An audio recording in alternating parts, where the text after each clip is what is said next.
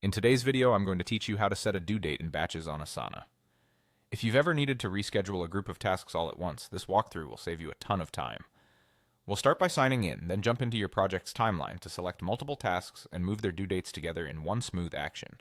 First, head to the Asana login page. On the sign-in screen, choose Continue with Google. When the Google prompt appears, click the account you use for work. That will bring you straight into Asana without extra setup, so you can get to your tasks quickly.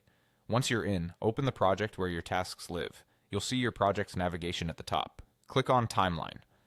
Timeline is Asana's visual scheduling view. It lays out tasks across a calendar so you can see how work is sequenced and where deadlines land. It's also the easiest place to reschedule multiple items at the same time. Inside the timeline, you can drag and drop a single task to a new date if you only need to adjust one. But for batch changes, you'll want to select several tasks first. Hold the Shift key on your keyboard, then click each task you want to include. As you click, you'll notice each selected task is highlighted. Take a moment to confirm you've got the right set. This helps you avoid moving anything that shouldn't shift. With your task selected, hover over any one of them, click, and drag the group to the new position on the calendar. All selected tasks will move together, preserving their relative spacing and durations.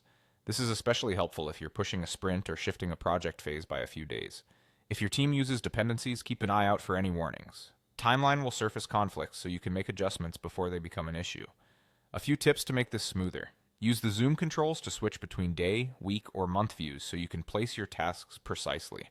If your selection gets too big or you picked something by mistake, press Escape to clear the selection and try again. And if you move the group and change your mind, use the on-screen undo prompt to revert instantly.